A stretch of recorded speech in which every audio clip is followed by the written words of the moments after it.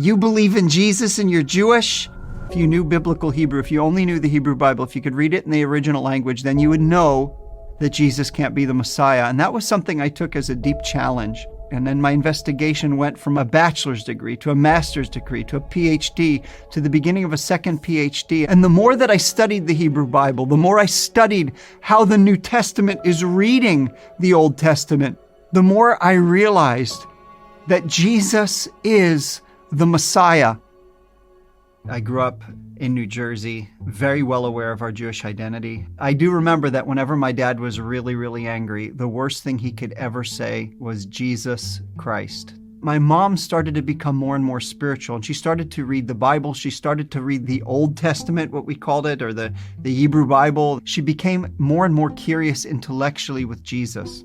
She came home with the very good news to tell my father, Murray, I've been searching the scriptures, I've been reading, I've been studying, and Jesus is the Messiah.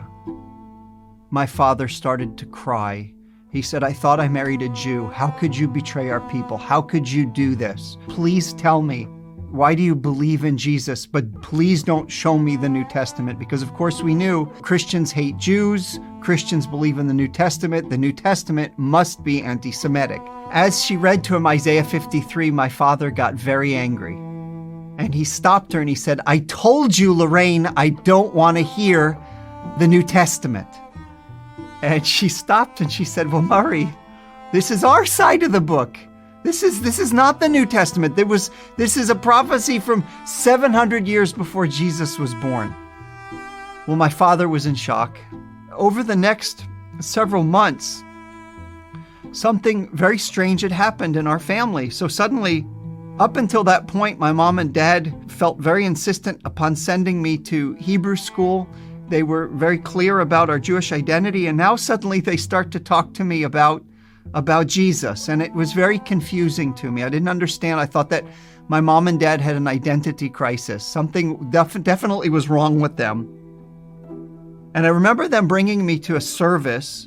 My mom and dad decided to go back to the house. I was with my mom's friend Linda in her car. It was a blue Mercedes, and we're driving home, and she says to me, so Seth, when are you going to accept Yeshua as your Messiah? I didn't know quite what to say, but I said, Linda, give me a break. I'm young. I want to live a little. I want to experience life. I want to enjoy. And she looked at me, she said, Seth, did you know that Jesus could come back at any moment now? I said, okay. And now we're on the highway, we're driving.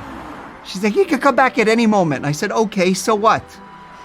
She said, well, you know what would happen if he came back right now? I said, no. I would be taken up and I'd be with Jesus forever. And you would be in the passenger seat of my car going 55 miles per hour all alone without a driver, and you would crash, die, and go to hell. This is true. Jesus, don't come back. Jesus, don't come back. Jesus, don't come back. I was bleeding. Don't come back. And so that was when my prayer life began.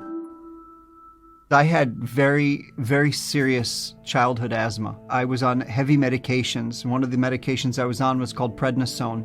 And prednisone was something that deeply affected my moods.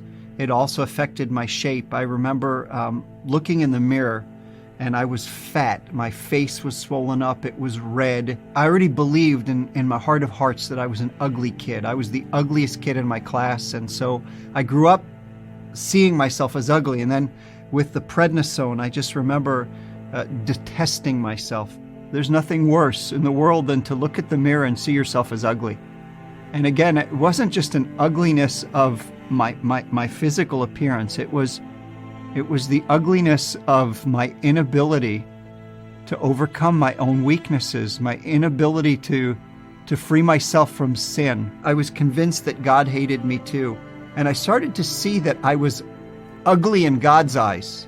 And so I went through this never-ending cycle of praying. And so it was as if I would be born again, and then born again again, and then born again again, and born again again. And no matter what I did, no matter how I prayed, this dread sense of terror that I was a dirty, rotten sinner, ugly in God's eyes, that God hated me, and that the first chance he was going to send me to hell. and it really scared me, and I had no hope. Several years later, I found myself in this service, and the speaker, he was a pastor, and for whatever reason, he kept looking my way. And it was odd because he didn't know me, and there were a couple hundred people there, and he kept looking at me, and it felt like he was exposing all the things I hope nobody else would see around me, all the things I hated about myself, all the things I believed God hated about me. And so I'm sitting there, and I'm very uncomfortable.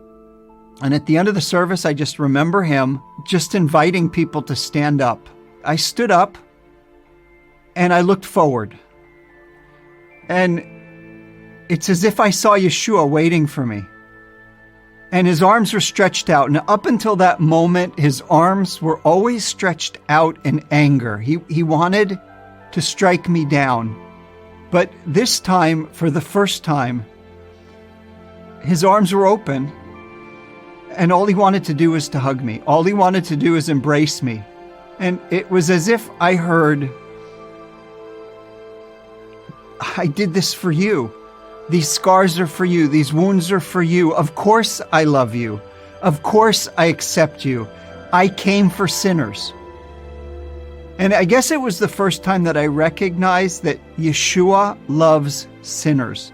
And I think for the first time in my life, I no longer saw myself as ugly. I no longer believed that lie that I was ugly in God's eyes. And for the first time, I actually truly felt loved from the inside out. And I knew that God loved me. The chains broke. I was new. I was free. Well, as I started to get more and more excited about the fact that I was a new creation, that it was something that God did supernaturally, I wanted to share. And one of the things that started happening is I shared with my family, wait a minute, you believe in Jesus and you're Jewish? This just can't be. And in fact, you're saying that Jesus is the Messiah based on the Old Testament. Who do you think you are? Do you know better than the rabbis? In fact, if you really could read Hebrew, you would know that you're misreading the text, that Jesus couldn't be the Messiah. You're trusting on a Christian translation. I remember thinking to myself, you know what? I have to know biblical Hebrew, and I have to know it really, really well. After I finished my first PhD, I started another PhD in Hebrew Bible here in Israel. I can put all of my intellectual weight on the text itself. And the more that I studied the Hebrew Bible, the more I studied how the New Testament is reading the Old Testament, the more I realized that Jesus is the Messiah. This is true not just on a heart level, not just because I know that God has redeemed me from my sin, not just because I know that He's given me a new life and hope, and that I know that I'm beautiful in His eyes, not because of me, but because of Him. But there's the other side of it, and it's the head side of it, that God calls us as a people to search the Scriptures, to study, to see if in fact Jesus is the Messiah. And I'm convinced with all my heart, to the extent that I've studied all these years, that to understand Moses, to understand the prophets, to understand the writings is, in fact, to see Yeshua, the greatest Jew who ever lived, the Savior of our people and the Savior of the world.